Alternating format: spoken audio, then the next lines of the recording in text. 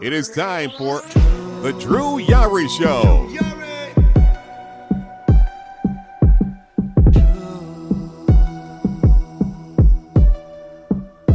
Drew Yari.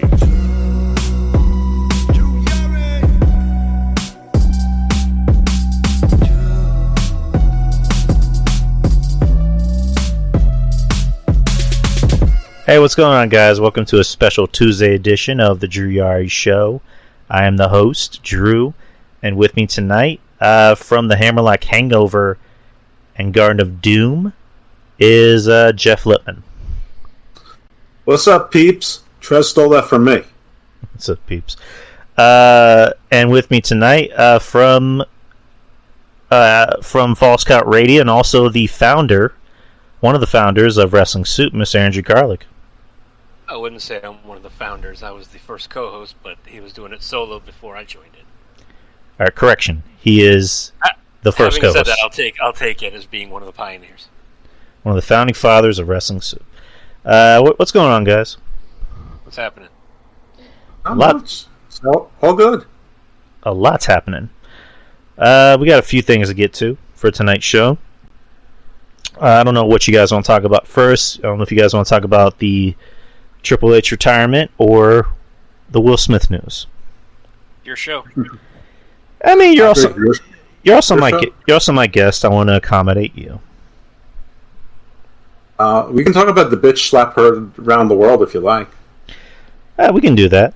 So the Oscars happen on Sunday. I like movies. I'm a movie buff.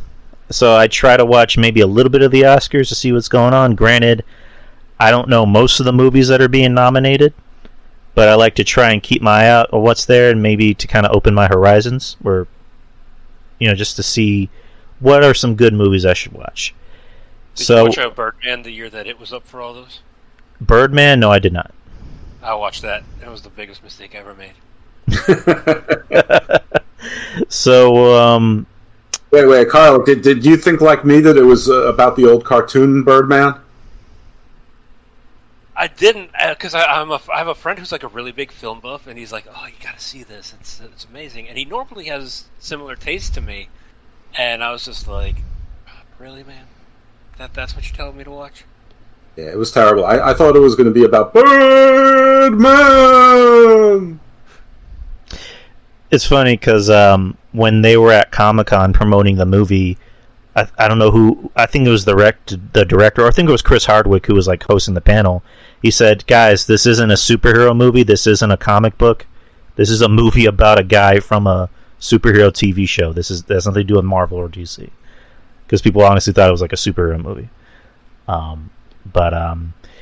Anyways, the Oscars happened on Sunday, and I watched like maybe the first half of it, lost interest, and changed the channel. So I ended up missing what occurred. The bitch slap heard around the world. So if you guys didn't already know, Chris Rock came out to present an award. I think it was like for best documentary, and Chris Rock doing what he does. Taking shots at people in the audience. Gets to Will. Gets to Jada, who Jada was shown to shave her head. Apparently she has a condition. I forgot what the correct term it is. And alopecia. There you go. And makes a joke about her hair, saying G.I. Jane 2, can't wait to see it. And the audience was like, oh, he's like, oh, the light joke, come on. And then at first Will was laughing. She was shown to laugh at the joke. Jada looked like she wasn't laughing. So off camera, you just see Chris Rock go, uh-oh. And then Will walks up to Chris Rock, slaps him across the face, walks off. And then you hear, Will say twice off camera, or once off camera and the other being on camera, saying, keep my wife's name out of your fucking mouth. The audience thought it was a gig, but it ended up being real. They realized it was a real thing. So, and then, Chris Rock basically no-sold it and said, wow, I just got, Will Smith just slapped the shit out of me. This is probably the greatest moment in TV history. So, about maybe 20 I would say like maybe 20, 25 minutes later, Will Smith ended up winning his first Oscar for King Richard. recently he apologized for his actions. He apologized to Chris.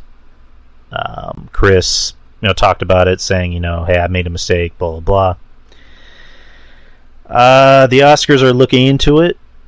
They're talking about possibly maybe even taking back Will's Oscar. So there's that. What do you guys think? Whoever wants to start.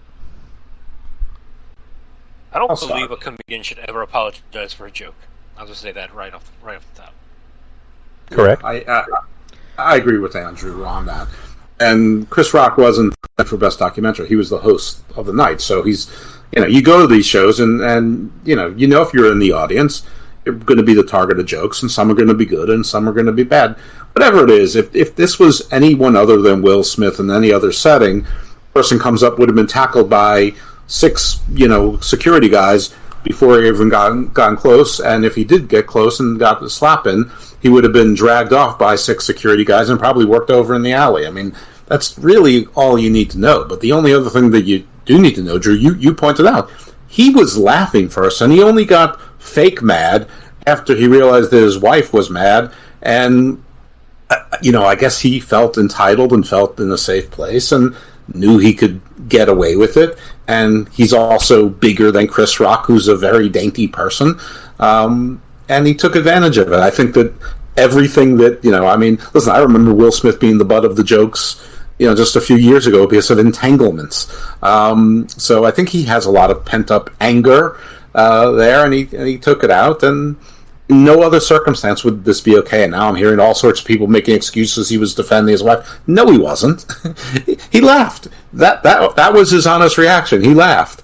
I mean, he could have gotten out and left. He could have done a whole host of things, but he did the one thing he couldn't. And now I'm hearing the narrative that black women don't get defended enough. What? I mean, I don't really even know what that means. Versus women don't get defended enough. Versus are women versus are women equal? I mean, I don't know which narrative is the right one of the day. All I know is that you're not supposed to hit people. And if you're getting hit them. That was a weak ass slap. That was like Joan Collins hit Linda Evans harder on Dynasty. So that's all I got to say about that, because Stone Cold said so. Starters too. If that was Jason Statham or someone like that up there, Will Smith would have sat his ass down, and she looked at him. He'd have been like, "You go tell him." Fuck that. Or like fucking The Rock or Jason Momoa. The Rock, Jason Momoa, any one of those guys. He'd have kept his ass sitting down there. Right, if it wasn't the skinniest guy that was basically his generation that's in the same comedy business as him, that he probably had some prior relationship with and knew he can get away with it. I'm like, should everyone in the world know that she has alopecia? I mean, it was a bad joke no matter what, but do I need to? I didn't know that she had alopecia until 2 days ago. I don't know what alopecia is. I'm not sure I know what it is. I don't think it's incumbent upon everyone to know everybody's conditions. When you put a guy like Chris Rock in that setting, you're going to get bad jokes, but it's not like he was up there doing, the groundbreaking stuff he was kind of known for. No way that shit would fly on live TV. Then again, yelling out "fuck," put her white name the fuck out of your mouth, and I just got the shit beat out of me, also wouldn't fly on live TV like that too. But I think in some countries it actually didn't get cut out, but in the U.S. it did. By the way, not to be too technical, but he never did have Will's wife's name in his mouth, so even his afterword was like irrational. It's like, don't talk about my wife. Might made sense, but get my wife's name out of your fucking mouth, yelling it twice. He never said Jada. He never said her name. She's like, if you don't go up there's no pussy for you for a while. Mm-hmm. Although, based on the revelation from a couple years ago, everyone gets some of that stuff. It's right. I mean, he had options. It's like, if you don't go up there, you won't get to watch tonight. Zing! I might let you record it. I might even let you jack off. No, that was bad. Anyways, but yeah, that was just. It's one of those things of just like, I guess I understand, but it's also confusing of like, where was the same energy when your wife is telling you straight up, I fucked another dude behind your back? Why don't you go after the guy who was fucking your wife? But was that on a radio interview too? it was like on some YouTube thing you can find online where they're talking about their relationship. I think they were separated at one point. I'm not sure of all the details, but Will is just like sitting there, just having his heart ripped out. And oh yeah, Chunky Larry said her red table talk, and she's just talking about entanglement. Even Will at first was like, entanglement?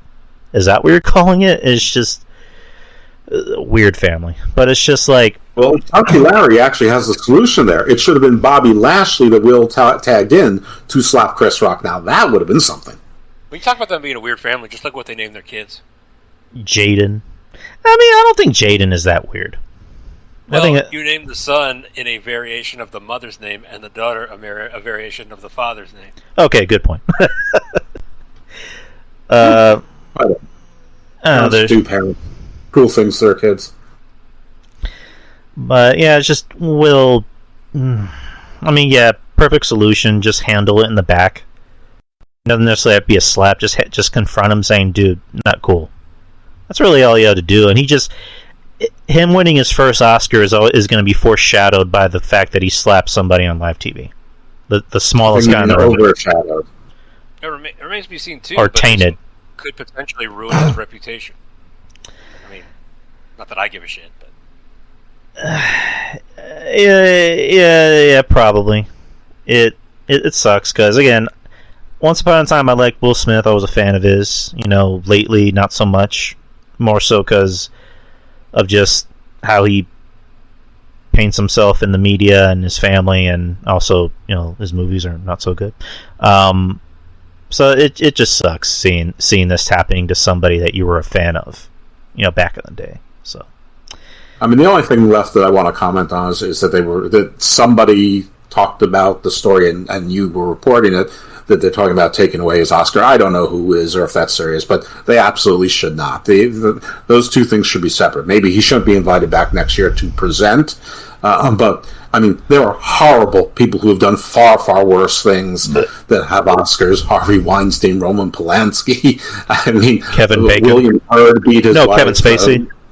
Kevin Spacey. Yeah, I mean, probably more than we even know because there's so many categories that aren't even relevant. I'm sure there's plenty of people who've gotten into fist fights and spousal abuses and recidivist drunk drivers, and I mean, like Mel Gibson. I mean, Tom Cruise. I mean, there are plenty of crazy people who have done terrible, terrible things that have Oscars, and you don't open that door.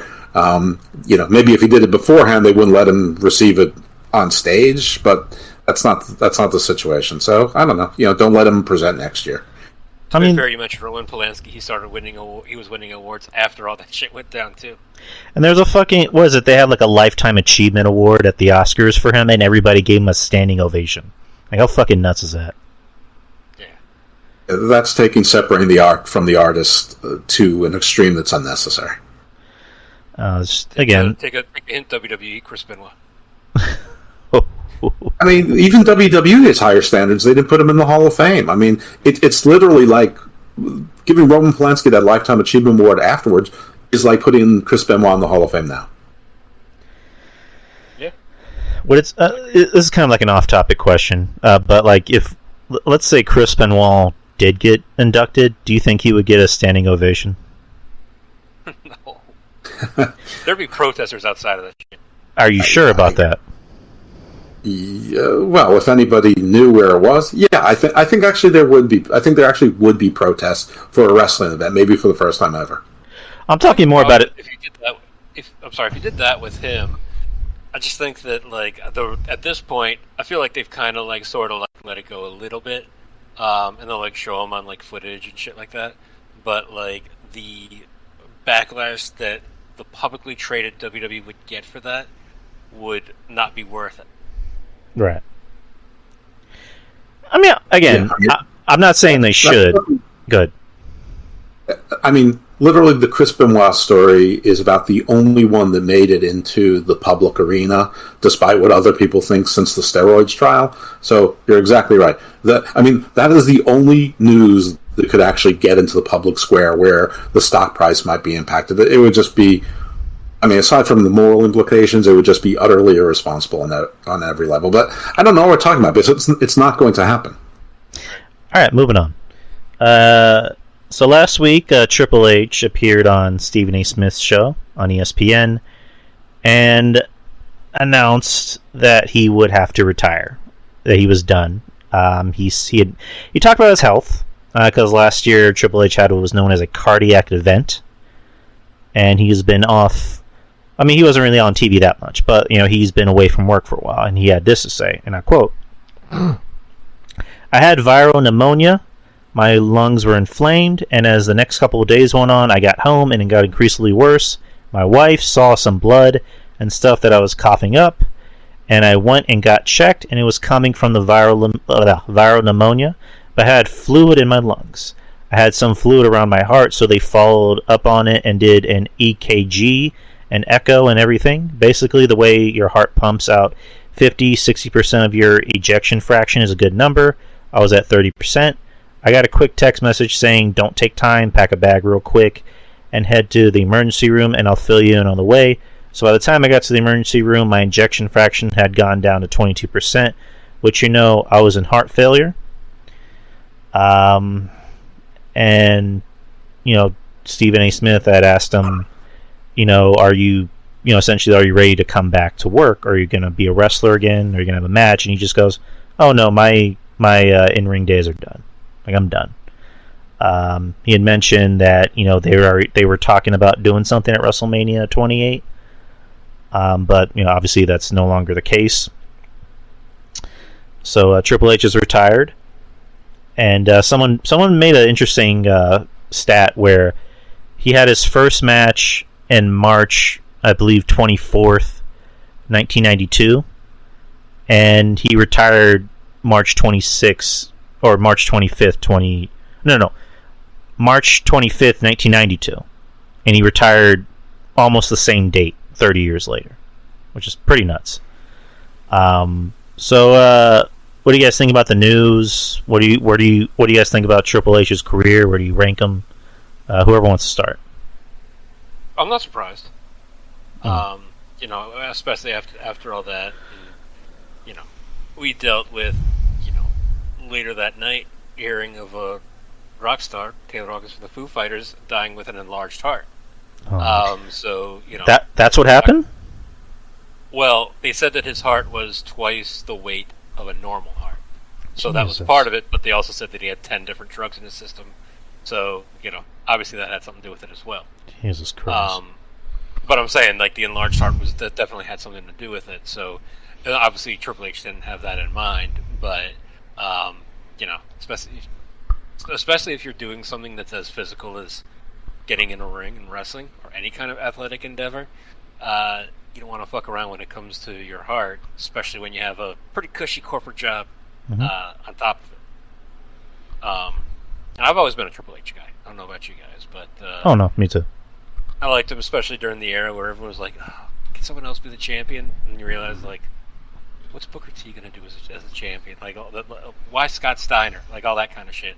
So, in the long run, it somewhat made sense. Kind of a bummer. The only thing that I was talking to the wife about is, when does he go into the Hall of Fame by himself? And I wonder if they will do that because he's corporate, but also, this year you got The Undertaker going in. Next year, I'm pretty sure you got The Rock going in. So it'd be at least 2 years for him on that. Right. I guess it's my turn, huh? Triple H is probably in my top 25, probably somewhere between 20 and 25. So obviously I'm a Triple H guy. I probably was only semi-watching wrestling when most people started to turn on him, I imagine.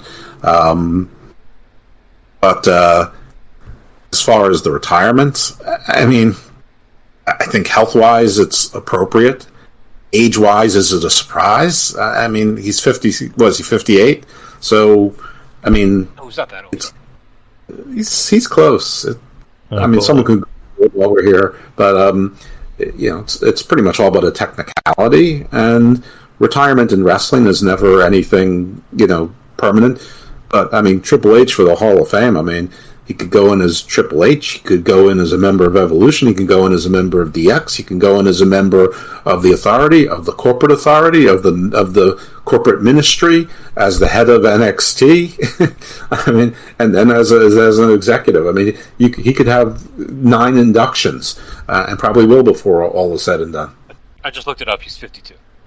Okay, I'm sorry. So I made him much older than me. He's actually younger than me. But nevertheless, he actually is in the Hall of Fame as a member of DX right now. Right. Yeah, no, I'm sure he's in the Hall of Fame probably twice already. But I mean, they could easily put him another half dozen times without even stretching. I got 3 rings. I mean, listen, I think that it's an appropriate announcement. He did it on a big network that got a lot of big air right around WrestleMania. I don't think the 30 years thing was at all a coincidence. I don't think the timing to 30 years or to WrestleMania was a coincidence. I don't think the forum was a coincidence. He could have done it on a Stone Cold Broken Skull Sessions, but he did it on the Stephen A. Smith show. I wish that was animated Stephen A. Smith.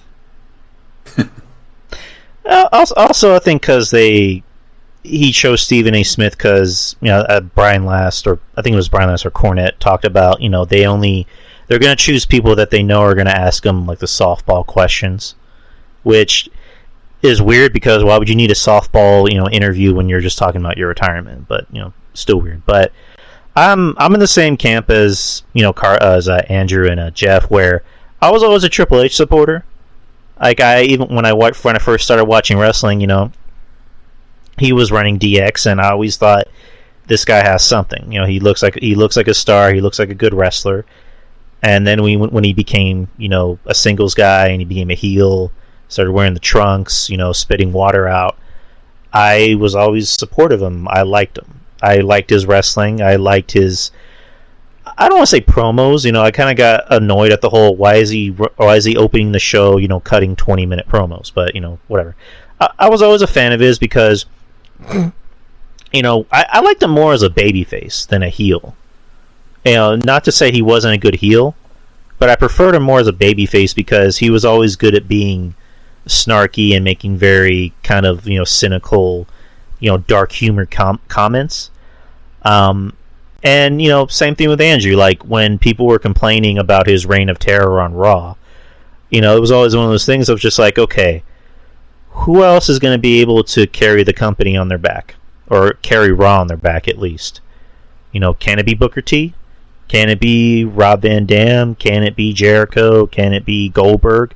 The answer is no. Those guys couldn't run it, so they gave it to Triple H because, one thing you can't say about Triple H is that he was never... You never heard about him having problems outside of the ring. You never heard about him getting pulled over or doing drugs.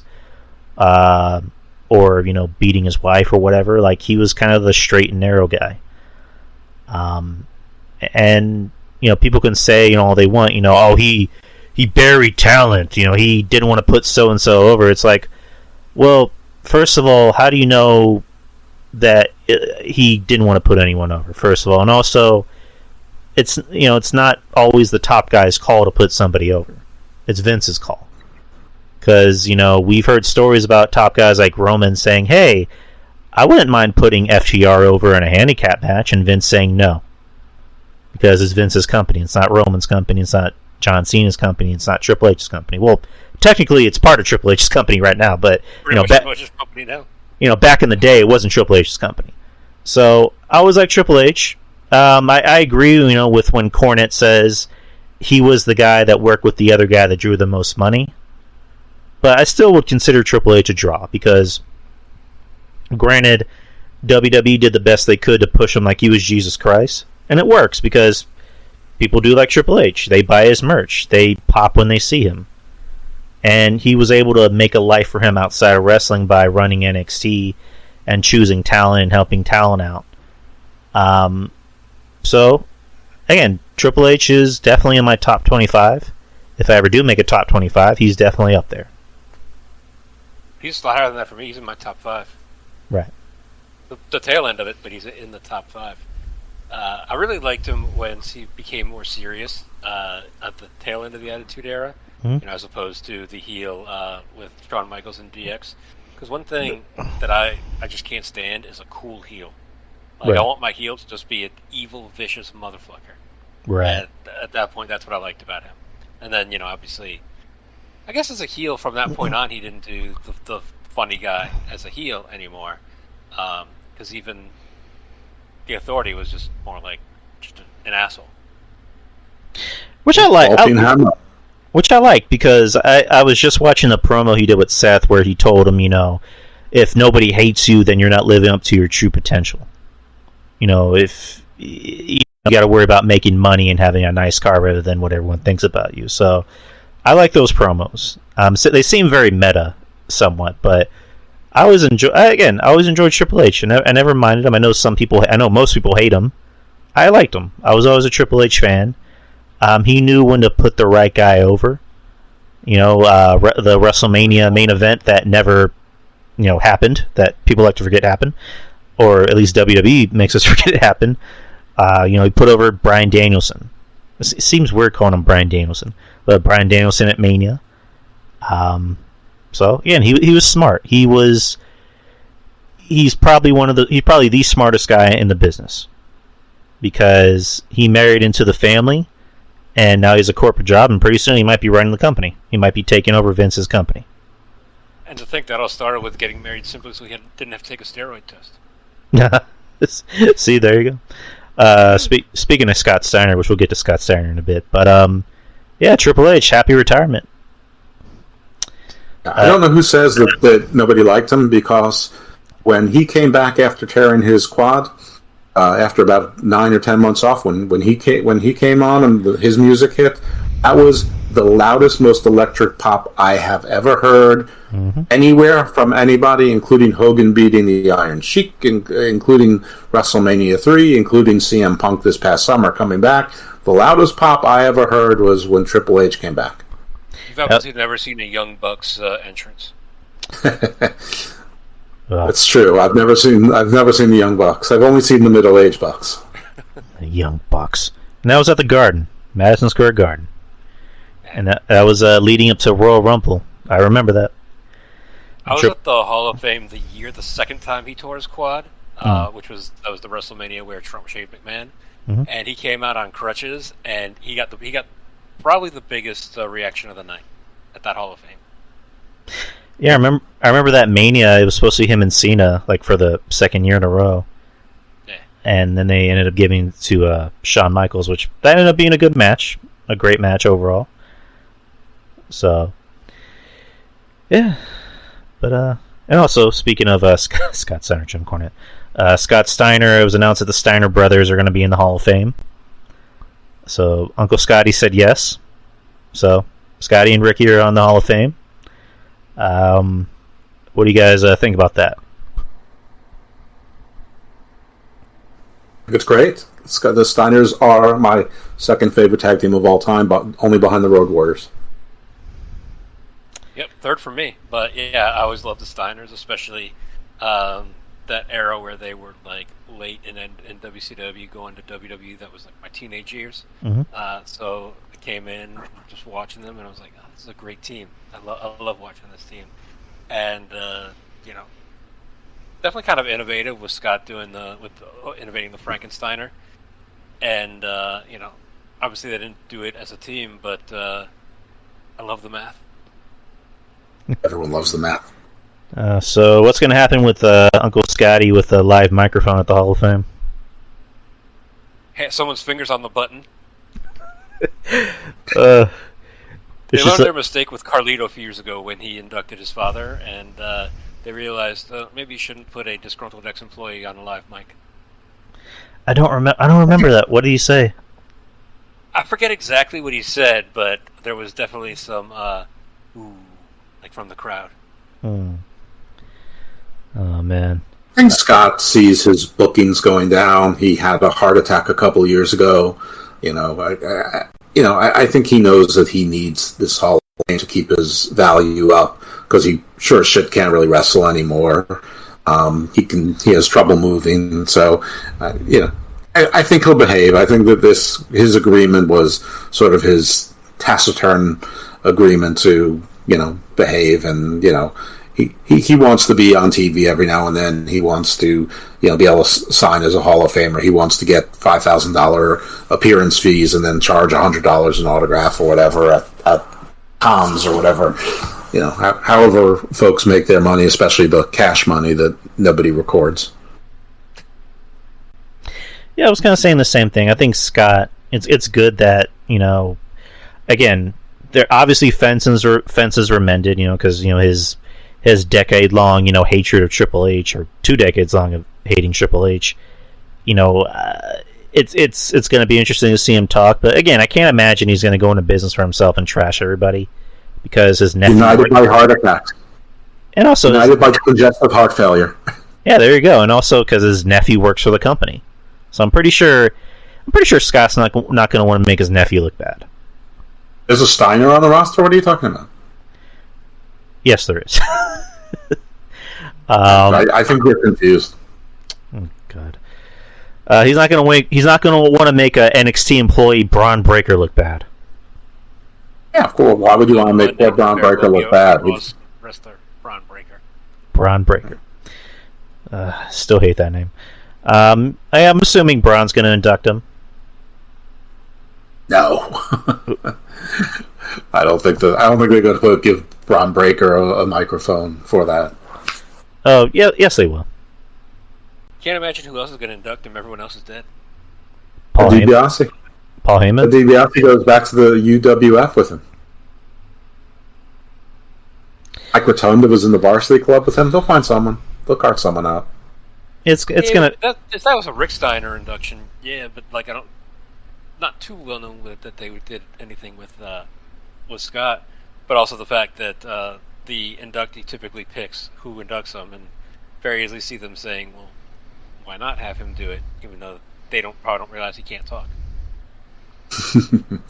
I don't know. We'll see. I mean, there's only one induction speech that really matters that night, anyhow.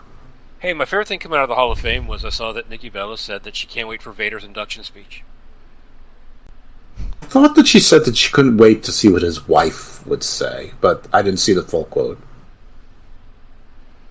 I believe somebody corrected her and she clarified it, but I might be wrong about that. I don't know. All I know is that no Nikki Bella, no Women's Revolution. Nikki Bella is the real, true Rainmaker. Oh, boy. Those are 2 things. Supposedly they're going to announce a Psycho Sid in the Hall of Fame pretty soon. Good. Hope so. I guess there's no softball going on that weekend. seems so. Not in Mississippi. So next year, I'm assuming it's going to be The Rock, and there's kind of a given. Who are some other names that you would like to see in the Hall of Fame? Andy Kaufman. Isn't he in that legacy wing shit? I don't think so. I still think it's stupid that they have a legacy wing. It's just induct these people. It's was it Bruiser Brody's in the legacy wing? Bam Bam Bigelow's in the legacy wing, and Bam Bam Bigelow is my favorite big man of all time. He's in the legacy wing? I thought he was already inducted. Nope. That is so weird. Main event. Go ahead. The guys from the concussion suit, who've never been forgiven. Your Demolitions, your King Kong Bundys, they're folks like that. I mean, I think, has the Bulldog made it in yet? Yeah, he went in last year. British Bulldog? I thought so. I couldn't remember last year, was that sort of the WrestleMania that never happened. But, yeah, Demolition and Bundy are, probably my 2 sentimental favorites. I think most people want to see Owen Hart go in. Oh, of course. Yeah, but they can't. I don't really understand why, but I guess it's part of the settlement is that Martha has to approve. I think eventually she'll give in. Eventually, I don't know. Triple H has been very good about mending fences, so I can see him working overtime to try and mend this fence. And to my understanding, he was friends with Owen, so we'll see. Every year they induct.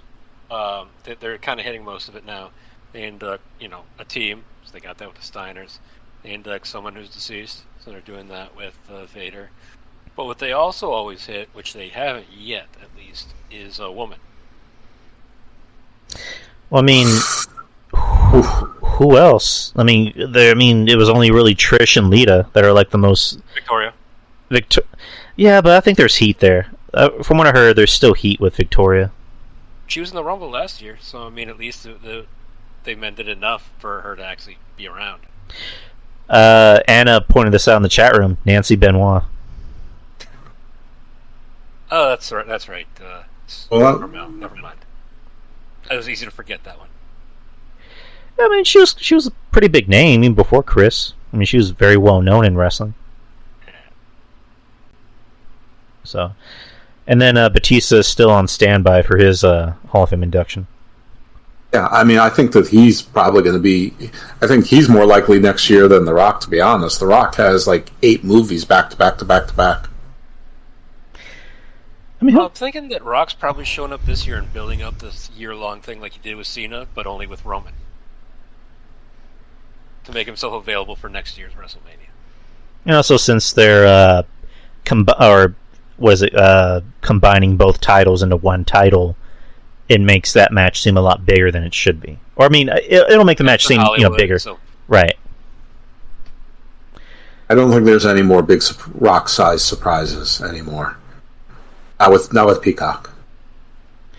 They want eyes on their premium live events in real time, not for next year. Maybe we'll see. I gotta say though, if The Rock's willing to do something like that, they probably go along with it. Probably. I don't know. If I might be mistaken, but I think The Rock is in Australia now, so I'm not even sure these. Maybe there'll be a video or something, but I don't know. I know this is what everyone thinks that The Rock is set for next year's Mania. Just telling you that the guy makes $100 million a year doing movie after movie after movie, and studios have contracts on him, and there's insurance, and it's. I would not. And it's a foregone conclusion. Yeah, well, again, it's one of those things that we'll have to see because you never know what The Rock does. So I'm just saying it's not entirely up to him. Yeah, true. All right, let's get into takeover predictions for this Saturday. It's going to be at noon, so it's going to be pretty early, guys. 11 a.m. Central Time, and so let's go with the matches. So far, there's 6 matches. Well, it looks like this is how it's going to be. 6 matches. Fatal 5-way ladder match for the NXT North American Championship. Carmelo Hayes, the champion. Grayson Waller. Santos Escobar. Solo Sikoa. And then to be determined, the last contestant, depending on the results of A-Kid, Cameron Grimes, and Roderick Strong. Well, first of all, I don't know when TakeOver's on, but Stand and Deliver is this weekend. Whatever, same thing. Anyways. Whatever.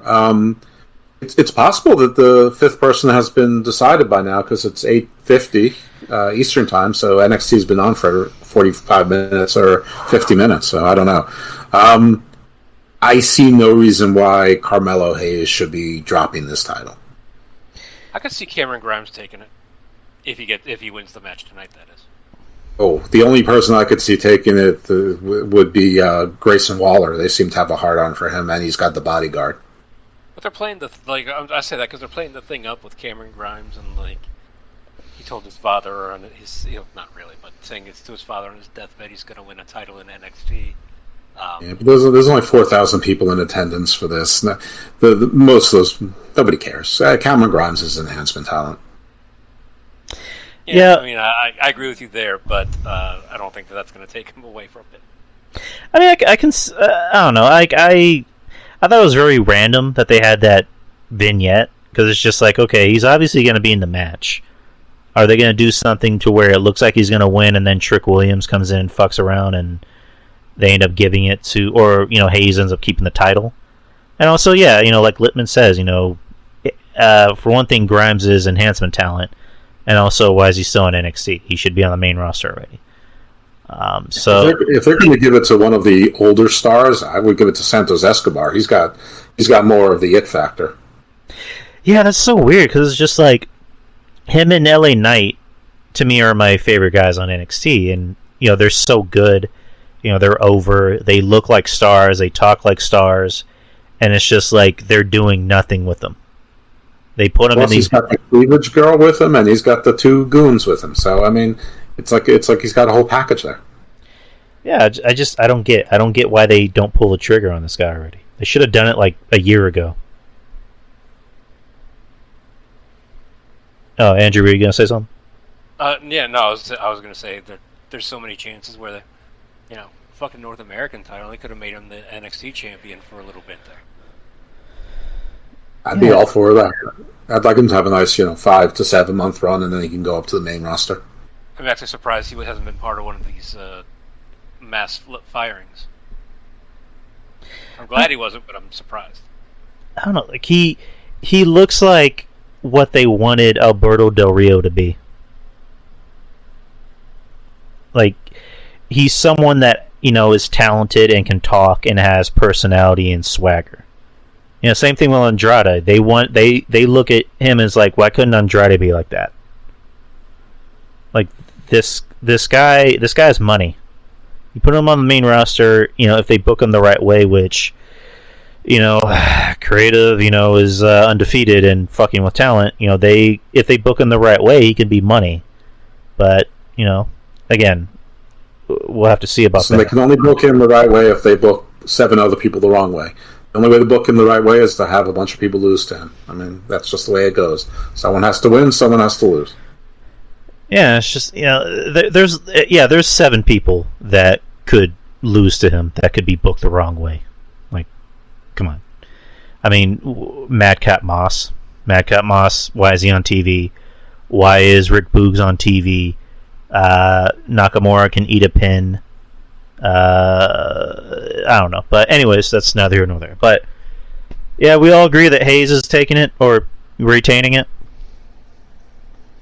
No, I think that Andrew said that he thought Grimes was taking it.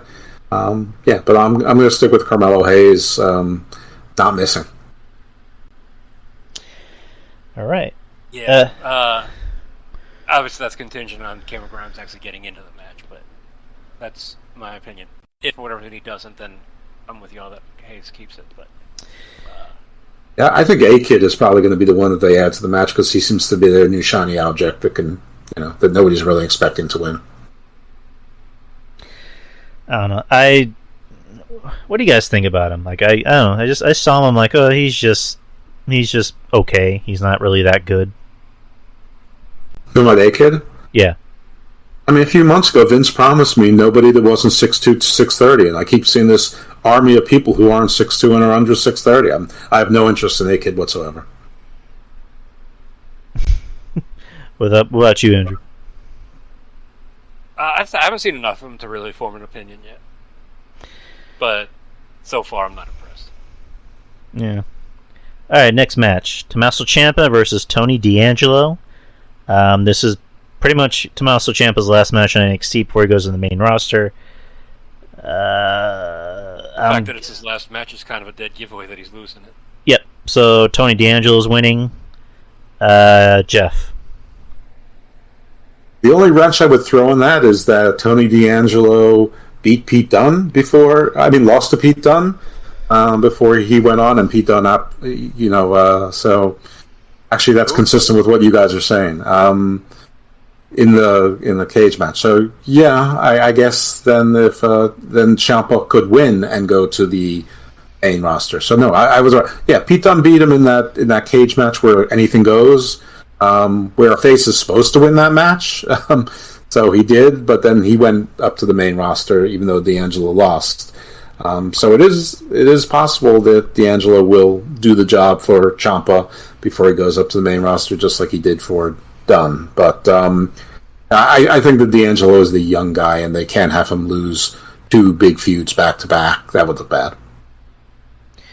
Yeah, and they seem to like him the same way they like Waller, so... I'm also not so sure that Ciampa's going up there. I think they're trying to make you feel that way. I think Ciampa was serious when I said I'm staying in NXT forever, especially since I don't think Gargano's coming back. And I think they're going to move up people like LA Knight and Dexter Lumis and maybe Cameron Grimes, maybe even Escobar. I think they're about to move a bunch of guys up. Ciampa, he did an interview where he's saying if I move to the main roster, I'll have to retire because I can't take this, the main roster scheduling, which would be kind of, again, obviously make him look like a hypocrite if he does go to the main roster, but it's also one of those things of the main roster is so thin of talent that you need more opponents for, main event guys and also mid-card guys. You need more guys, for the U.S. title, for the Intercontinental title, and also, the World title. Because, eventually, the titles are going to, fuse and it's just going to be one title. So I don't know, but it would and it wouldn't surprise me if he does or doesn't move up. It's also not necessarily up to him to stay there. He could say that that's what he wanted to do, but if they say... And the travel schedule isn't nearly what it was. I mean, they used to do 300 days a year. That's probably more like 100 days a year now. Right. So, I don't know. It'd be interesting to see what Ciampa can do on the main roster, but, again, it's one of those things that wouldn't shock me too much if it does or doesn't happen. I agree. Next is a Fatal 4-Way match for the NXT Women's Championship. You have Mandy Rose, the champion, versus Cora Jade, Io Shirai, Kaylee Ray.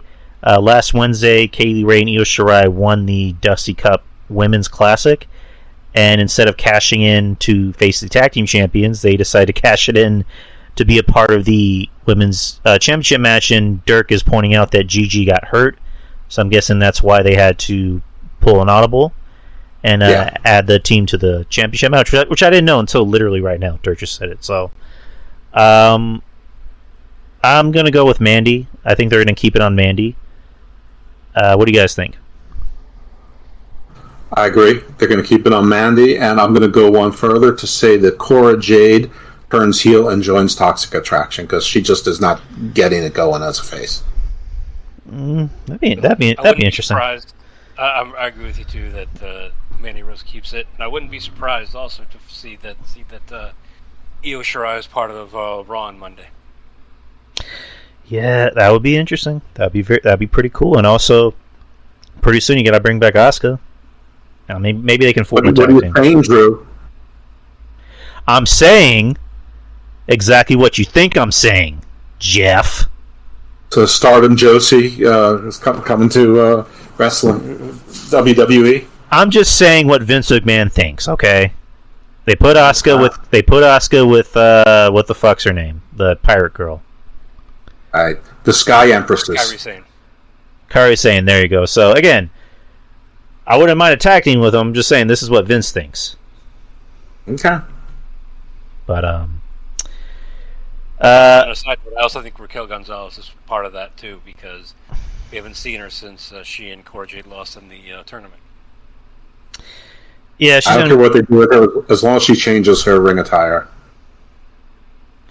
I don't know. I still don't like the thing she does at the entrance, where she does her whole back flex thing. I just think that's weird. But yeah, she should be on the main roster pretty soon. Again, there needs to be more credible women contenders on the main roster. Kind of done as much as she could on NXT. Right, and also, to answer Jeff's thing about Cora maybe joining Toxic Attraction, I mean that would be interesting. I don't know how you would pull that off, because the whole point of Toxic Attraction is these are sexy, tough women, and Cora Jade literally looks like she's 12. Let me tell you one thing, Drew. If there's one thing I know when I see it, is someone who can pull off resting bitch face. And Cora Jade can do resting bitch face a lot better than she can do baby face, heel face. So, I mean, baby face, innocent girl face. I think she actually would be fine with it. And I don't find her to be attractive, but I know other people do. So that's all that matters. And, if they want the skateboard kids to watch, then you can add her to the show. It's not hard. It's not hard to doll someone up. You got some push-up bras, a little bit of different, short shorts. do the hair a little bit differently, get rid of the turn back hair and the skateboard. Nobody likes Kaylee Ray, so let her take a beating. They've changed Cora Jade's look a little bit too in the recent weeks, and to my as best as I could remember, we haven't really seen the skateboard, and it's kind of gone away from the skater girl look to more of your, I guess for lack of a better term, traditional female wrestler type of attire. I just don't see it. I don't see her working in Toxic Attraction. But I don't know. Maybe Jeff's right. Maybe it'll happen. Maybe it won't. So we'll just have to see on Saturday, or maybe the week after.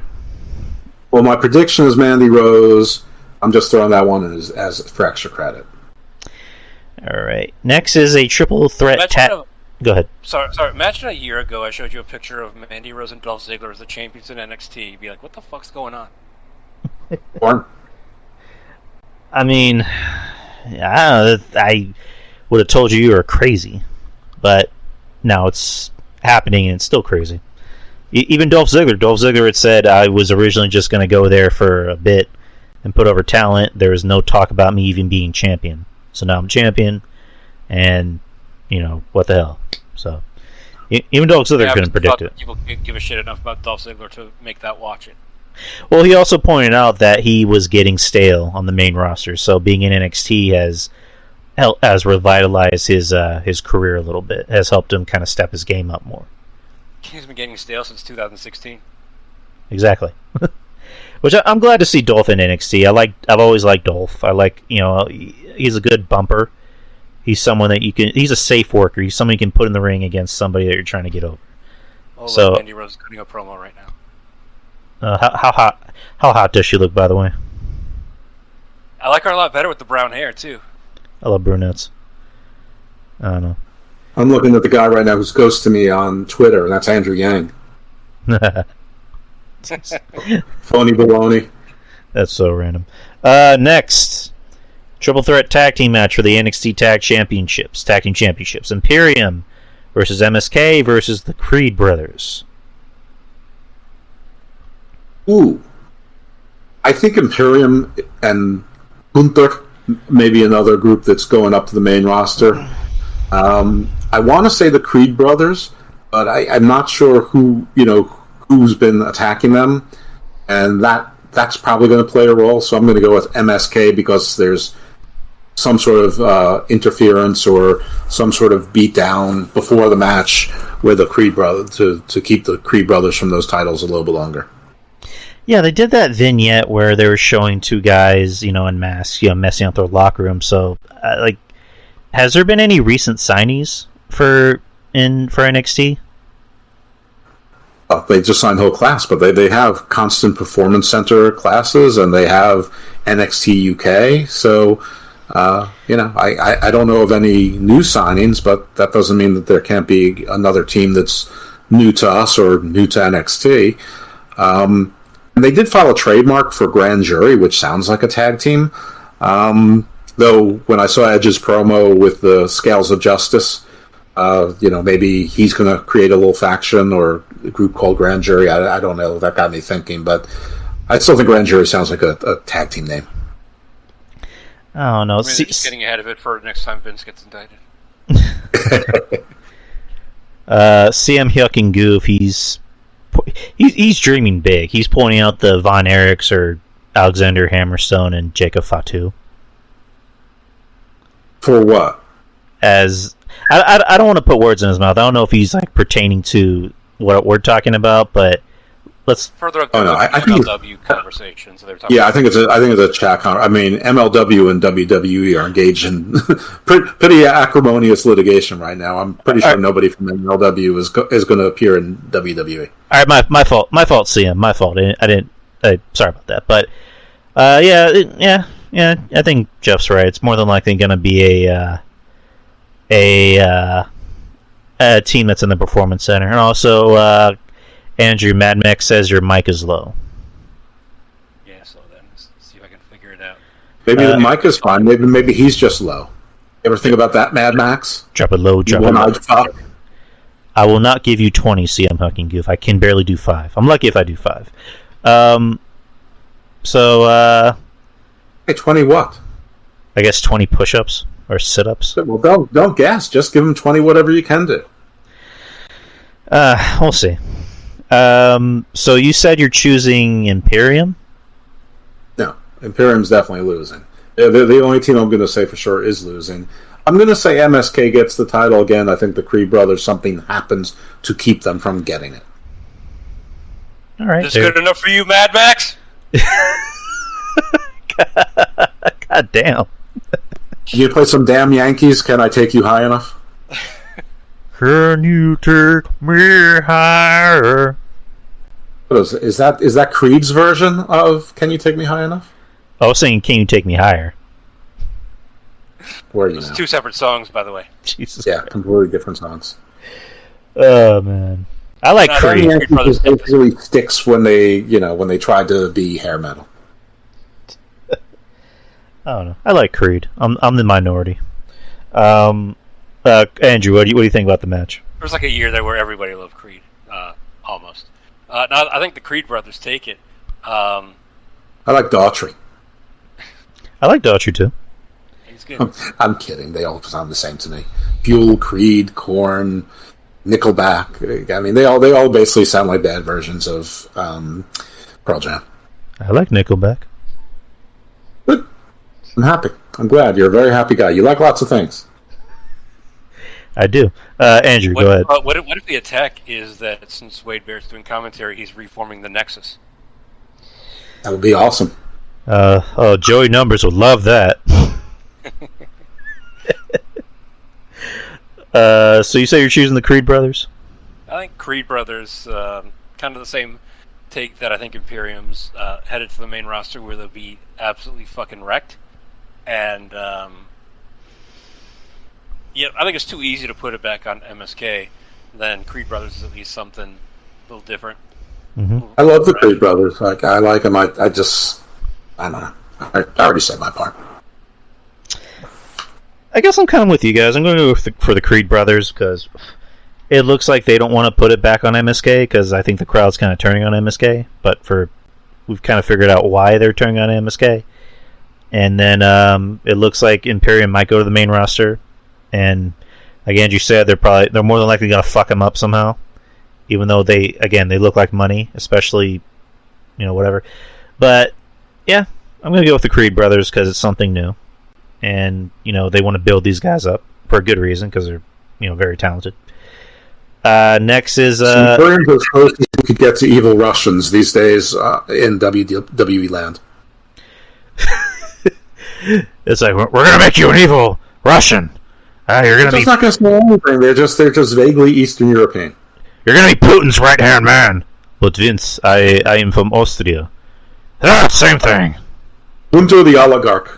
Jesus. Gunter. Nikolai Volkov was from Yugoslavia. Oh, Vince. Next is LA Knight versus Gunther. Singles match. This is a tough one because both these guys should be on the main roster. I mean, one day I'm going to be right. LA Knight's going to the main roster, so so he can take another pin, and I think that he probably will. Yeah, more than likely. They're going to give it to Gunther, and you're going to see both guys on TV next week, or maybe the week after. Andrew. Yeah, it looks like, by the way, it looks like they just added Toxic Attraction and Raquel Gonzalez and Dakota Kai reunited just now on the show.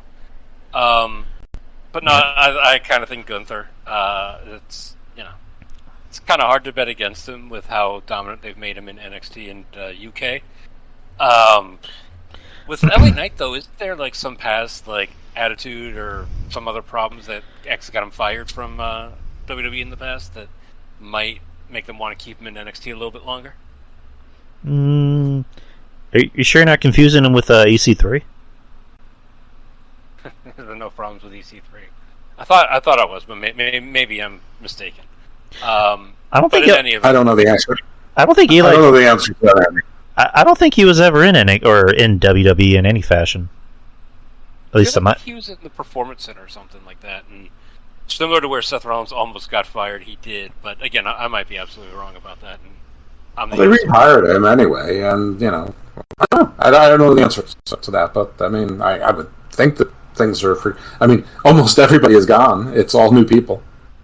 I don't know. Again, he strikes me as somebody that I wouldn't be surprised if he's in WWE for as long as Bobby Roode's been in WWE, because you know what it is.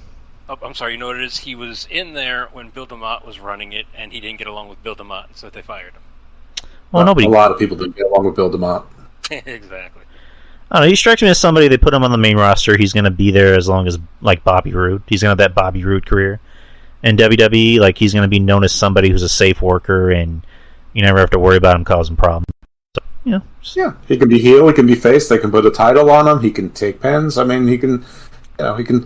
Bobby Roode's a good example. Dolph Ziggler's another one. The Miz is another one. He could, you put the world title on him, it's not the biggest deal. You take it off of him in a week, it's not the biggest deal. You keep it on him for 6 months, it's not the biggest deal. You can have him do anything. All right, and I like LA Knight. So go ahead. I was saying I always liked him. Right before the pandemic hit, he was fucking killing it on NWA. Yeah, I was huge on NWA before the pandemic, and I was watching it pretty much every week, and he was always one of my favorite guys to watch. Him and Eddie Kingston, I was big fans of them. I loved watching anything they were a part of. And even the bouncers were interesting there. Even the what? Even the bouncers. The bouncers. Yeah, so it's good to see LA Knight on TV, and pretty soon he's going to be on the main roster. So we'll see what he does. Last is the main event. NXT Championship, Dolph Ziggler defending against Braun Breaker. Yeah, Braun Breaker is going to get his moment in front of the sort of big crowd. I mean, big for him because, he's in the NXT crowd, and, they tested it out on Raw, and looked like it worked out. He looked like he's a natural in that he was getting used to the crowd. He didn't look like he was nervous or scared. He looked like he was a natural. So, Breaker is more... Breaker, go ahead. He played NFL in front of 75,000 people. I mean, it's and college in front of 110,000 people. I don't think crowds make him nervous. I was just sort of mocking the fact that the Stand and Deliver, last I heard, was sold about 4,000 of the 5,000 and change tickets. So, that they're not doing so well sales wise. But there might be some walk-ins and last minute buys and things like that. It's in the American Airlines Center, so that's where the Dallas Mavericks play. So I'm not sure what the capacity for that arena might be, but they made available about 5,800 tickets, something like that for sale, and they sold as of Saturday about 3,900 and change. I mean, you never know. It might be a different number the day before or the day of. So, but Breaker more than likely taking the title back just to see how he does in front of a big crowd. Andrew, what'd you think? Seems kind of silly, though, to take the title off him only to put it back on him 3 weeks later. I mean, obviously we've seen it a lot. Typically not with the main title for a show, but, you'll see it with, your Intercontinental or North American, U.S. title type of thing. Mm-hmm. Especially since they tested him out on Raw, and it went pretty well, where maybe they're considering moving him up. Then again, what do you do with Dolph Ziggler? So, gosh, I don't know. I could probably go either way on this one. My gut's telling me that since Bruce Pritchard's running the show, common sense has no part on the show, so Breaker's probably taking it back. Also, I think what comes into play is he's more than likely going to induct his dad and Scott in the Hall of Fame. So, the casual audience is going to see him. And then they're going to get that announcement of, see what Braun Breaker's made of in, NXT Stand and Deliver tomorrow in Dallas. And, they want that, good moment, that feel-good moment feel of, he just inducted his dad and his uncle in the Hall of Fame, and now he's fighting to take his title back from that evil Dolph Ziggler. They could do that. I don't know. I'm just spitballing here. Well, they're going to promote it, all week long, and it's going to be on Peacock. So, it's WrestleMania weekend, so you may have a lot of people that are this is their weekend. Even people who don't normally watch wrestling, they just may put the TV on Peacock and just leave it on all day, just like like Super Bowl weekend. You just leave it on, whether it's the pre-show or the rerun of the pre-show or the old folks game or the the dog the dog bowl or whatever it is. You just leave it on that channel. So maybe they want to expose instead of 620,000 people watching Braun Breaker on TV, maybe 1.2 million are watching him on Saturday afternoon. So who knows? I mean, this is all about eyes on Peacock. I finally figured out whatever logic there is to WWE, even if it doesn't make sense, that they're about event planning, and the event planning is to get more eyes on Peacock, so they're more valuable to Comcast. Especially those Comcast customers who get Peacock for free and might just turn it on and say, fuck it, I got nothing else to do today. Yeah. They advertised WrestleMania during the final season finale of Snowpiercer last night on TNT. There you go. Alright, so that's Stand Deliver. It's going to be this Saturday in the afternoon before night one of WrestleMania, which we will get into right now. WrestleMania will be... Segue. A nice segue, there you go. WrestleMania will be... Can we get a 3-hour break? I'm sorry? Can we get a 3-hour break? You get no breaks. Anyways. Damn it. You get no breaks! God damn it, you have to work. This weekend, WrestleMania will be both April 2nd and April 3rd, Saturday, Sunday, at Arlington, Texas in the AT&T Stadium. It is known as the most stupendous two-night event in WrestleMania history. Night 1. These are just the matches. I'm just going off on Wikipedia. Night 1, let's start with Becky Lynch versus Bianca Belair for the Raw Women's Championship. If there's any question that Bianca's taking this one. She has to. I agree. The hero's journey has to end now. Yeah, give it to Bianca. Becky... Yeah, Becky's still going to be a star no matter what. They're going to push her as a star. She's still over. She'll be fine. But Bianca, good. I could deal with Becky having another 15 months off. But Bianca is the star now. She's going to win it and have that. Again, she's going to have another feel-good moment like from last year. So give it to Bianca. Case closed. Next is Rey Mysterio and Dominic versus The Miz and Logan Paul in a tag match. Faces win. Logan Paul decks The Miz. Probably causes the pin. Yeah, faces are going to win it. Yep. I'm not completely unconvinced that Logan Paul's brother is going to make some kind of appearance. Huh. That'd be interesting. I mean, not really, but... No. It wouldn't be interesting, but it's something they might do. I mean, to his credit, he's a big name in boxing. He has a pretty good record in boxing. Mike Tyson wants to fight him for $1 billion with a B. Jesus Christ. Well, that's because Mike Tyson just bought Ric Flair's cannabis business, so, he's probably already $1 billion in debt. He also sold his tiger. Jesus Christ. To me. So you have his tiger, Jeff? What are you doing with a tiger? You saw The Hangover. But what use do you have for a tiger? You saw The Hangover.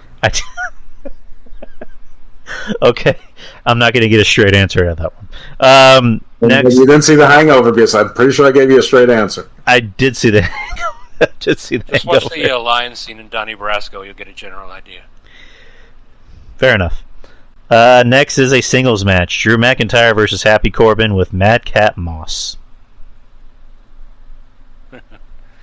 Drew McIntyre wins. Nobody cares. Hey, did you know that the Deep Six is the most protected move? It's the one move that nobody's ever kicked out of. Nope, I didn't know that. Yeah, Drew's gonna win. So that's your bathroom break, guys. That's your match to maybe go reheat some more chicken nuggets. Maybe buy some chicken nuggets, pizza, wings, whatever you're gonna do. Here's the problem: is that we don't need bathroom breaks anymore because they have 15 minutes of fluff between every single goddamn match. I watched Elimination Chamber like a day after it happened, and by fast-forwarding through entrances and video packages, that show went from 4 hours to like 2.5 hours. That's exactly right. I almost never watch WWE programming live now because there's just so much commercials and internal commercials and fluff and reruns. I can't tell you how many times they've shown that Roman Brock thing. I mean, it's over and over and over again. It's like gone from being cool to being Gilligan's Island to me. All right. Next, WWE SmackDown Tag Team Championship match. The Usos defending against Shinsuke Nakamura and Rick Boogs. And this is why Rick Boogs is important, because you're going to have new tag team champions. And I predicted this before Nakamura even dropped the Intercontinental belt. Yeah, the Usos have had these titles long enough this reign. Yeah, I think you can take it off them and they'll be fine. And they seem to like Rick Boogs. One thing I've learned from Joey Numbers is that Vince loves characters, and Rick Boogs is a character. And to his credit, he's fucking jacked as fuck, and he looks like he can probably beat the shit out of anybody in the locker room, or mostly anybody in the locker room. So wouldn't surprise me if they won, so they can have that feel good, underdog moment at Mania. Even though he's not actually playing, he can play guitar better than Elias. That's for sure.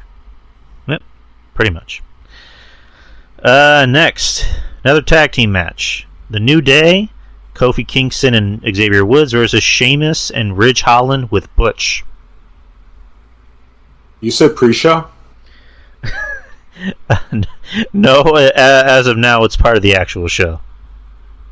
I mean, faces win this, right? I mean, Xavier just came back. They just reunited, and they're going to do it for Big E. I think they're going to take the pin like they did last year against AJ and Omos. New Day, they're still over. They sell merch. Xavier has up, down, down. So they'll take the pin. They won't be any worse for it. So the heels are winning this, in my opinion. Next is this was announced on, I think, the website or the Facebook page. Seth freaking Rollins now has a WrestleMania match. Mr. McMahon will announce Rollins' opponent on the night of the event. So it's Cody Rhodes. Well, how great would it be if it was like Virgil? Oh, Jesus. With everybody. I love when WWE trolls the audience. Someone put, what if it was Shane McMahon? I think someone earlier in the chat said said how great it would be if it was Ted DiBiase Jr. Oh, Jesus. Jesus Christ. Oh, man. It would surprise me if Vince maybe had a swerve and then Seth beats him with ease. Like if it was like some random job guy, or somebody was like over 50 and they couldn't wrestle and Seth beats him in like 2 seconds. He's like, "Is that all you got?" And then Vince goes, Luger. Jeff, come on. Well, this is where The Rock shows up, right? That would definitely be huge. Yeah, Don the Rock Morocco.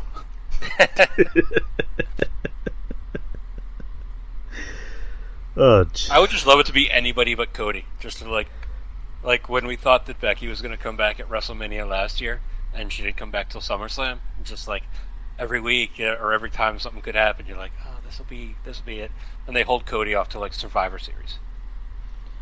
It's going to be a handicap match against Marco Stunt, Joey Janela, and Peter Avalon. Oh, so it's going to be a one-on-one match. Yeah. I met Blue Pants last week. Leva Bates. Yeah. Yeah, I've met her too. It wasn't very exciting. So let's just say that it is Cody. More than likely, Cody's going to win. You bet he is. So what do you think the reaction is going to be if Cody comes out? Instant hot fire. Within 8 to 9 seconds, the crowd will start booing him, just like they do everywhere else. But he's going to win, and Seth's going to be, have his excuse that he prepared for everybody in WWE. He prepared for everyone in NXT. He prepared for everyone at the Performance Center. He even prepared for everyone with the Legends contract. But he didn't prepare for people who weren't with the company yet. And it's not fair. Put the Shield back together. I'm gonna put the shield back together with Roman and John. John. You made him drink, Cody. You made him drink. Oh man. So yeah, that match is gonna happen. What's presumably the main event match, and I say match for a reason. Charlotte Flair versus Ronda Rousey for the SmackDown Women's Championship. Ronda I don't think wins. there's any question that Ronda Rousey wins this, and it'll be boring as fuck. Yeah, they have really. They have. I can't tell if it's WWE that's fucked with Ronda or Ronda is just really not that interesting. Ronda's Even not that that first interesting. run, even that first run, I've never enjoyed anything about Ronda, and more of the same. She's not that interesting. She wasn't that interesting when she was a real fighter. The thing that made it interesting is that she was a real fighter and she won all her fights. So she had that aura about her, but this isn't real. So, but she's still winning because she's a star. At least on the mic, she's just got absolutely no fucking charisma. Yeah, I think Cornette pointed it out. Like, he can't tell if they were protecting her or she's just really green. And I think it's both. She thinks she's perfect. I think she thinks that she's doing just great, and she doesn't need to work on it. And she's Ronda fucking Rousey. She needs to be a heel. Like, that's number one, because she is a natural heel. And like her coming out and smiling and shaking hands and kissing babies, like that just doesn't work. Like, whoever thinks that's a good idea, it's not a good idea. So in 6 months, her and Charlotte make up, and they decide to become the two-woman power trip. I mean, that would certainly be really fucking interesting. Because Charlotte's such a natural heel, and Ronda's a natural heel, so why the fuck not? That'd be fucking dope. I'm not gonna lie. I like it. Put in Lacey Evans; they could be the new Shield. You said Lacey Evans. Shield. That's the Shield I'm putting together.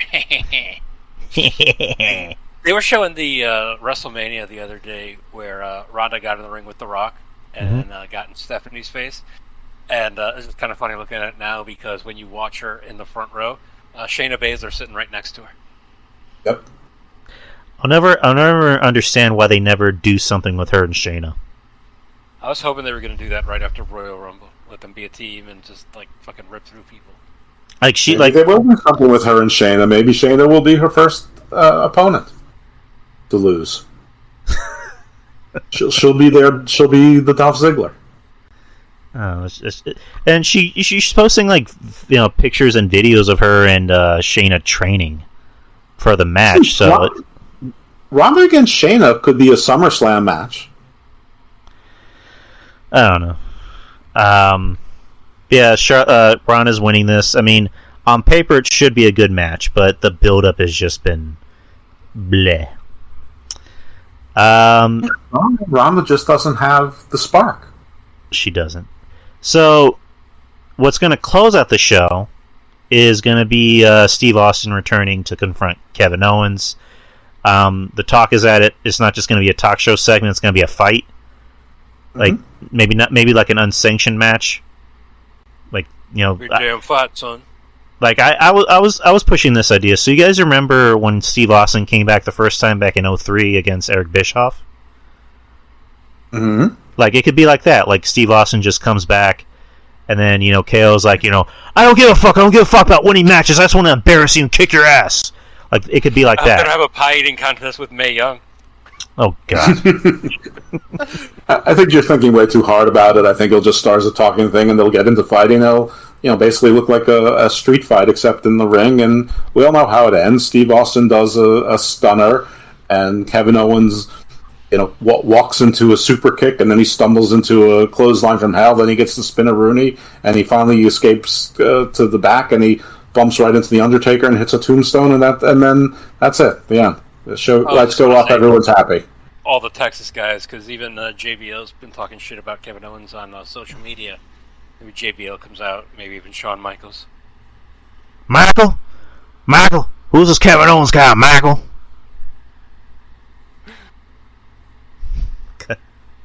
But yeah, either way, it's Austin. The place is going to go ape shit crazy. Like, personally, I think it should just start with Kevin Owens talking shit, calling him out. Then Austin comes out, dressed in well, not gear, but I guess like street clothes, street gear for a street fight, and then just proceeds to beat the living piss out of Kevin Owens. And then, like Jeff said, the other wrestling Texas legends come out and finish the job. So, that's how trick him with the beer and the whole thing. His new lager, they'll toss it to him and he'll do a toss or a toast and kick him in the gut and there we go. And then it's party time. And this is just, again, because it's Peacock, to keep all of the casuals who still know who Stone Cold is or watched The Good Place and knew that the Kirsten Bell character loved Stone Cold Steve Austin, or see the commercials with Ice-T or whatever it is, and the kids know who Stone Cold is, and everyone will stay up until 11, and Mom and Dad will let them, because they sort of remember Stone Cold too, and everyone stays up and watches Peacock straight through to 11 or 11:30, and that's your Saturday night in. And when gas prices are high and inflation is high and you've got Peacock, you stay in. What? Exactly. What? Aren't they also following it up after the show with a new Broken Skull session? You bet they will. Goddamn. You know who the guest is? Who the hell is Drew Yari? What the hell is a Drew Yari? Yeah, I'm gonna be on Stone Cold's talk show. Mm-hmm. Who's this no good son of a bitches on my show? What? Who's Drew Yari? Thank you, sir, for inviting me on the show. What? Anyways, that's night 1. Night 2. So let's start it from the top. Fatal 4-way tag match for the WWE Women's Tag Team Championships. The champions, Queen Zelina and Carmella versus Sasha Banks and Naomi versus Rhea Ripley and Liv Morgan versus Natalya and Shayna Baszler. Oh, there's a lot going on here. Oh, boy. Naomi and Sasha win. The end. Yep, agreed. Andrew. Yeah, I'm afraid to say that, but yep, unless it's the annual WrestleMania screwing of Sasha. Yeah, they put up a stat. She's never won a match at WrestleMania. Yeah, I'd like to do an annual screwing of Sasha. Hi-oh! Oh, was that on the air? Oops.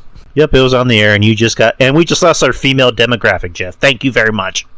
Yeah, female demographic. Yeah, I was pretty worried about that one. God, I lost all the ladies because of Jeff. Yep, yeah, Sasha and Naomi, give it to them. There's a lot going on in this match, like Andrew said, and there's going to be a lot of botches. A lot of botches. Shayna Baszler and Natty is like the weirdest team that I've ever heard of. Oh, they need something for Natty. They need to keep Natty on TV and make her feel special.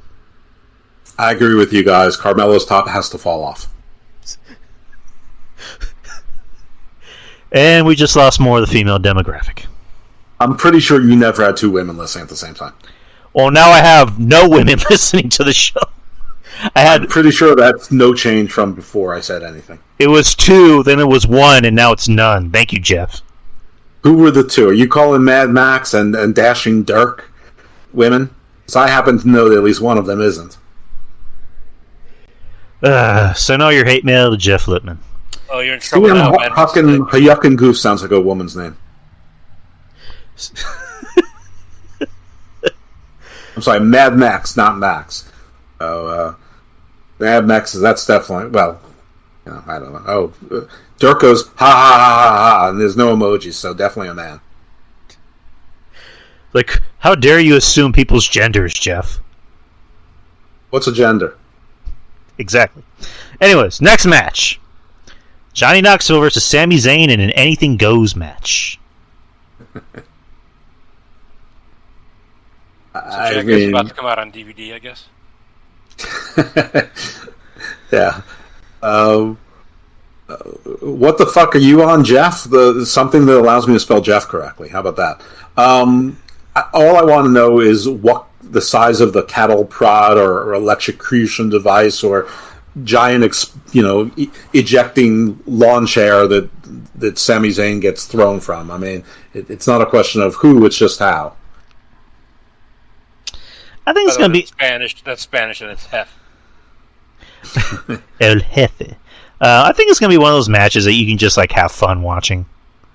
There's going to be a lot of goofiness and a lot of craziness, and you can't really expect too much from it. You just need to just watch it and just be entertained, or not. I'm with you. It's a fun match to watch. Sami Zayn's going to win it, obviously, but it's going to be a fun match to watch. Who wants to know what the fuck I'm on?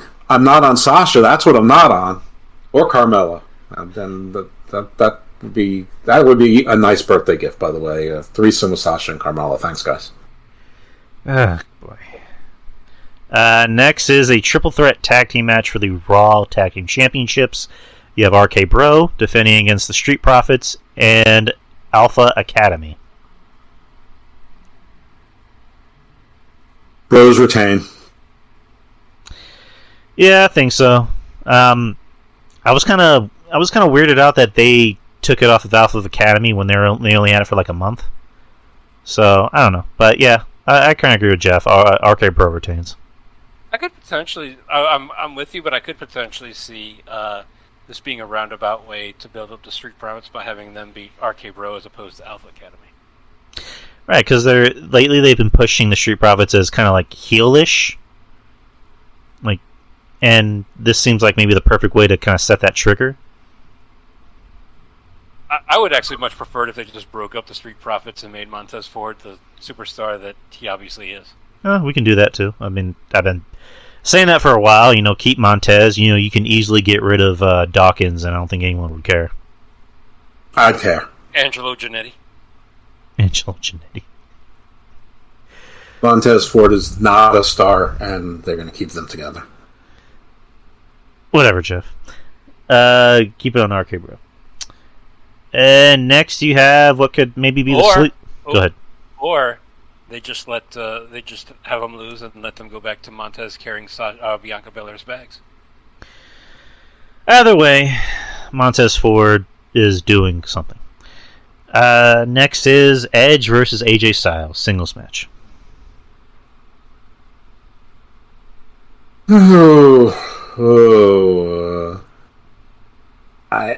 mean, I don't know. Either one of these guys can lose. I think it's going to be an exhibition. It's going to be a good match. I'm going to say, when in doubt, AJ is the face, but Edge is the bigger name, and it is Peacock, and it's an event, so I'm going to go with Edge. I think AJ wins it because I look at it like this. Edge is on a very strict number of matches per year, so chances are after WrestleMania we're not going to be seeing Edge for several months, where ironically he'll be using his old music and be babyface again, like after every match he has. And so basically the fact is that one of these guys is going to still be on the show on Monday, and that guy's AJ Styles, so I think he wins it. That makes sense. Like, I want AJ to win, but it's one of those things of just like they're giving Edge this new gimmick. And, I forget who said it, that he's, I guess, the new Undertaker of WWE or whatever. So it wouldn't surprise me if Edge won because, like, Jeff just mentioned, Edge is the bigger star. AJ can lose and he'll be fine. Edge can lose and he'll be fine. Like, either way. Yeah, Mish said that, Dirk. I want AJ to win, but, again, I think Edge is more than likely going to win. Because, I don't know. That's just the way it looks. Alright.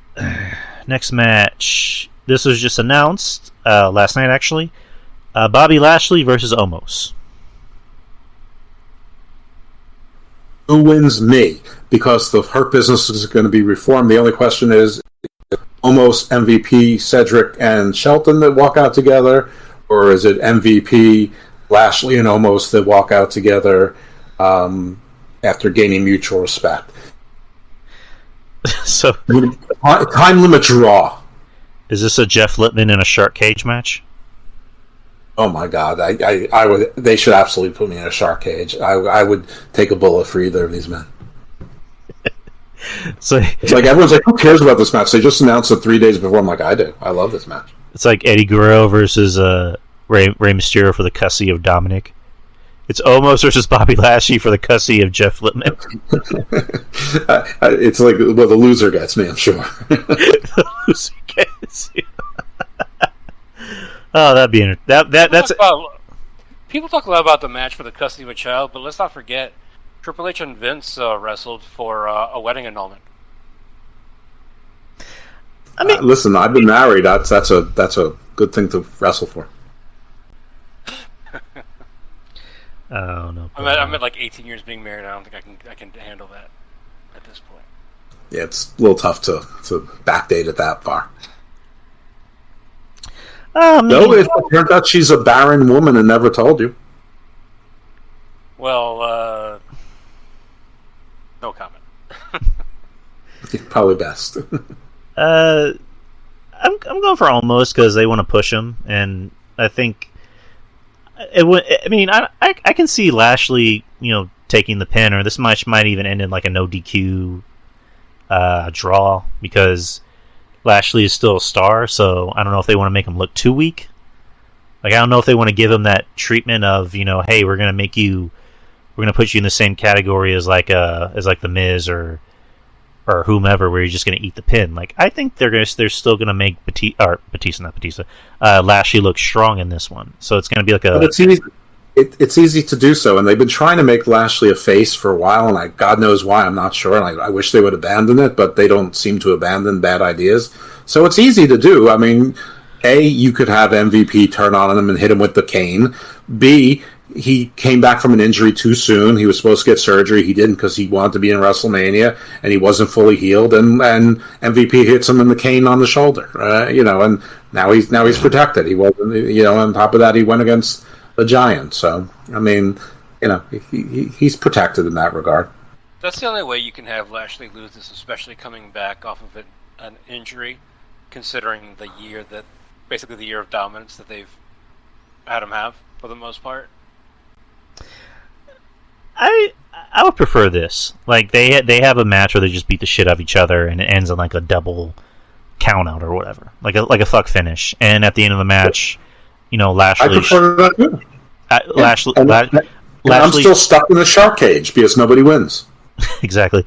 And they leave me there until next year, until football season starts. I'm still there. Hey. You just have your metal cup. Feed me. Throw me a fry or something. Come on, guys. Everyone's like, no, you're fat. Anyways, like the match ends in like a double count out or a fuck finish, and like Bobby Lashley shows respect to Omos and Omos joins the Hurt Business. I don't know. My ending involves Omos joining the Hurt Business because I would rather see that than see a face Bobby Lashley trying to cut promos. Fair enough. But yeah, MVP speaking for almost sounds like a win. It almost sounds like a win. Ooh. Ooh. Andrew, what'd you think? Yeah, I mean, it's either Lashley wins and everyone fucks him up, or we have a fuck finish. But I don't necessarily see Omos winning this straight out and then just going to the back and saying, "Hey, I won. That's it." Some kind of weird shit's going down here. Because it's hard when you don't want to really make either guy look weak, and it's hard to do that here. Of course, I'm thinking like I have a brain in my head, not like the people who book these shows. So, if Lashley actually does need surgery and he does need to go away for 3 or 4 months, this is a perfect way to do it. MVP turns on him. Maybe Cedric and Shelton are involved also. They use the cane. You got a Giant injury angle. He comes back, gets his revenge, and evens it up around SummerSlam or whenever. And Andrew, before we get to the main event, who do you think gets Jeff out of the cage? That's you. I'm not getting him out of the cage. After tonight, probably only Mandy Rose has any interest in seeing me escape. Yeah, fair enough. So I'm about the only one that she's about the only one I've said anything good about. Well, LA Knight, and Mandy. We will find out Jeff's fate on Sunday. Main event time. Brock Lesnar, the WWE Champion, versus Roman Reigns, the Universal Champion, with Paul Heyman, in a winner-takes-all match to unify the WWE and the Universal Championship. All right. The Usos lost the tag team belts. Roman loses to Brock. The Usos come out and they try to do a beatdown or get involved. And who stops them? Gable Steveson stops them. Maybe with his brother, maybe not. But Gable Steveson comes out of the first row and stops the Usos. Brock wins. Roman's going to get some well-deserved time off. For a second, it sounded like you were going to say you were going to fall out of the cage and stop it. I fall out of the cage. I fall on Roman's head. He's like, "What's this fat fuck?" And then Brock sits on me, and Roman can kick out of both of them. Now, Adam Cole could kick out of that 17 times. Oh man, I want to hear Jim Cornette's take on that.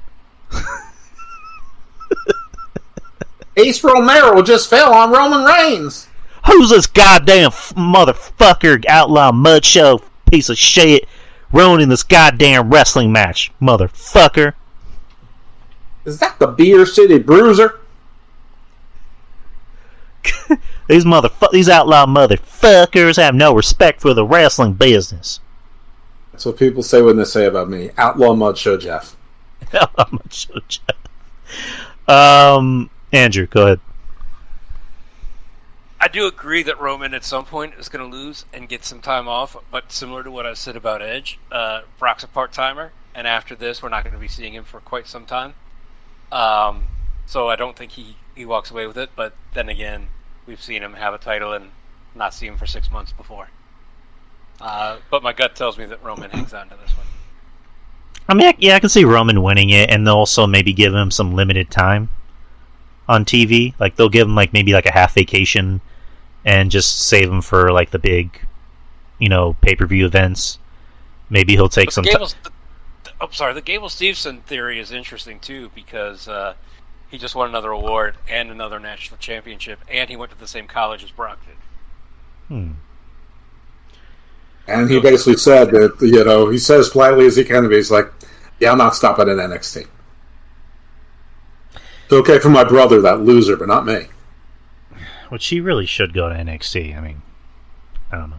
I mean, hopefully he's a Kurt Angle. I mean, again, I want to be wrong, and I want him to be the next Kurt Angle as far as somebody who is not only good in the ring, but is entertaining, and is just, lightning in a bottle. You know what I mean? So, I want him to do well, but, again, there was only one Kurt Angle. So, we'll see. Gable Steveson looks like he has a Keith Lee level of charisma. Oh, boy. Greetings and salutations. Greetings and salutations, you guys. How are you doing? I feel marvelous. Kurt Angle had no charisma the first couple times they introduced him in '96. Well, I mean, he wasn't part of the company then. I understand. That's all I'm saying is that don't judge him from his first. I mean, of course you'll judge him, but the beginning product isn't necessarily going to be the near term, medium, or end product. Again, I want him to rescuing you from the cage.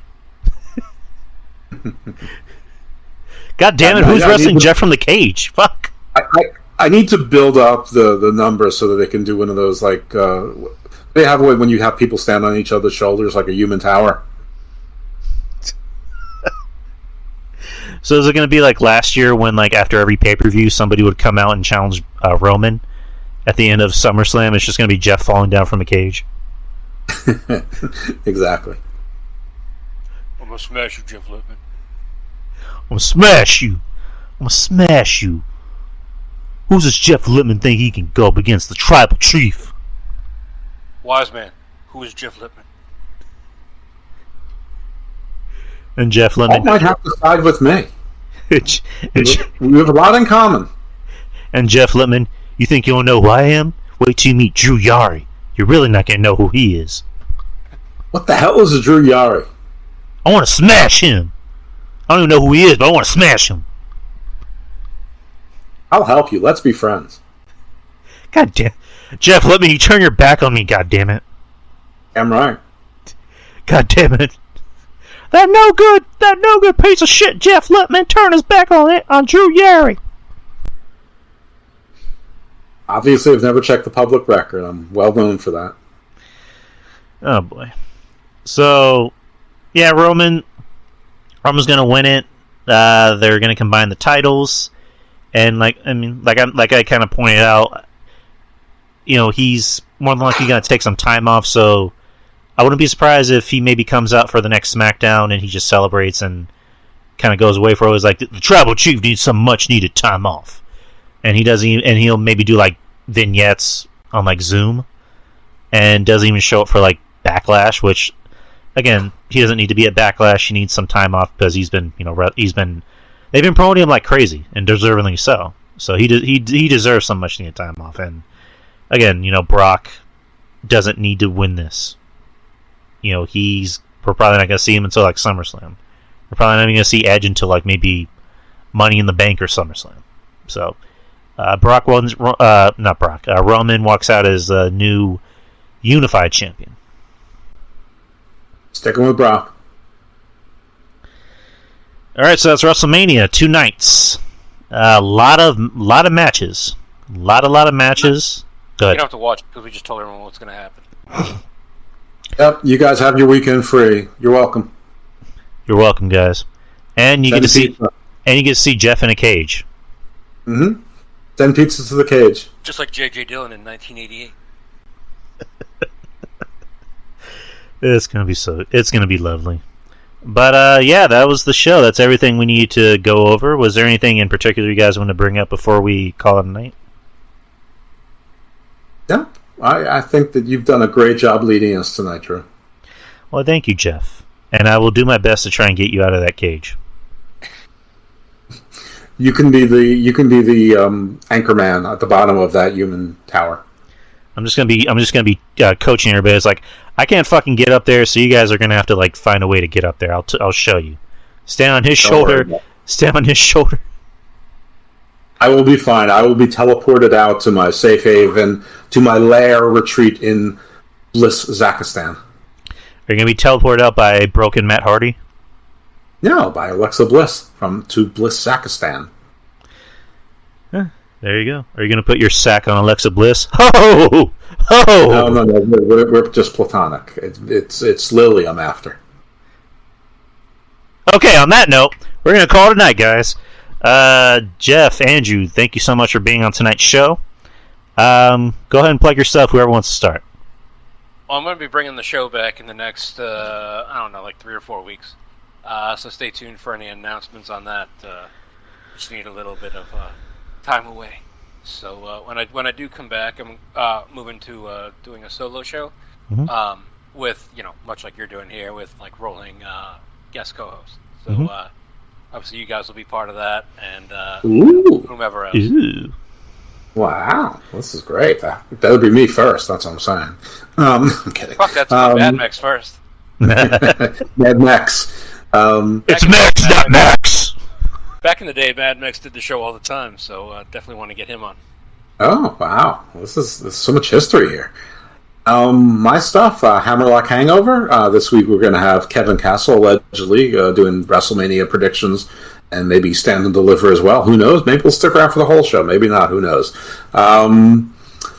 The non-wrestling show is Garden of Doom. It's a little bit of everything: mythology, theology, philosophy, history, pop culture, just all sorts of crazy stuff. This past week, we don't really do wrestling, but this past week, my guest was Vincent, the Horror King from Impact and Ring of Honor Wrestling, and we talked about his love of horror and things like that. So we talked about horror movies and books and other properties. A little bit of wrestling, but more sort of like inside baseball stuff as opposed to your typical wrestling interview. So check that out. But the show's a little bit more varied. And Garden Views is its sister show. And listen, guys, if you hate me, if you hate my voice, whatever you do, listen to this week's episode of Garden Views. It's on the Garden of Doom feed, so you won't find it separately. But it's suing state sponsors of terrorism, and it's literally the story of the lawyers who actually changed the laws and created the path for which victims of terrorist attacks abroad could sue in the United States and obtain judgments. And it's a story that is it's movie or premiere TV worthy. And in fact, a friend of mine who's a Hollywood producer is actually going to listen to the story and is looking at that. So, but you definitely want to hear the story because the guy is sort of like a quiet hero and There's an older gentleman who now has Alzheimer's, who really is the quiet hero, and obviously he can't speak for himself. He's like Moses. He got the Israelites to Israel, but he could never walk into Israel. Like he sort of lost his capacity to understand what happened, like right before they seized $1.8 billion from a New York bank. So yeah, this is the real deal story. This is a good kind of USA story. Yeah, look for that to drop, guys. You can find it anywhere where podcasts are distributed. I believe I follow you guys on Google Podcasts and as well as Spreaker. So he's not a hard man to find, guys. If you enroll with Hammerlock Hangover on Wrestling Soup, you'll get all 3 shows. Drew, I hope that you remembered to record this so everyone heard that plug. Oh no! Don't worry. I got you covered. I didn't screw it up like the first time that I had you on. How dare you bring up that traumatic event, Karluk? No worry. Yeah, it's recorded.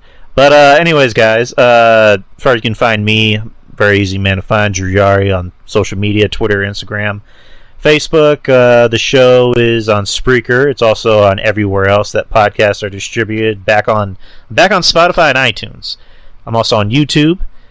And also have a Patreon channel that Mr. LIPPMAN is on, as well as our friends RJ and Ruben. And it's just $5 a month, people. Only $5 a month. And you get to hear pretty good shit that me and Jeff do. We do a show called From Our Lips to Your Ears.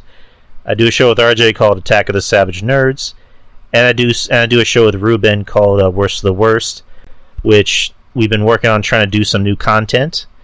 We just we need to figure out everyone's schedules. But anyways, guys, appreciate everyone for showing up and listening to us lose our female demographic and talk about Jeff in a cage, which we'll see the results at Sunday. And no such thing as gender. How can you lose a demographic that doesn't exist? I don't know, Jeff. I'm saying things. Anyways, appreciate y'all for listening. Hope you guys enjoy WrestleMania. We will try to, and if not, we saved you the trouble of watching WrestleMania. But anyways, guys, have a good night. Have a good week. Enjoy WrestleMania, and most of all, peace. Talk to you later. Stay evil, my friends. The Drew Yari Show. It's Drew Yari. It's Drew Yari. The Drew Yari Show. It's Drew Yari. It's Drew Yari. The Drew Yari Show. It's Drew Yari. The Drew Yari Show. It's Drew Yari. The Drew Yari Show. It's Drew Yari.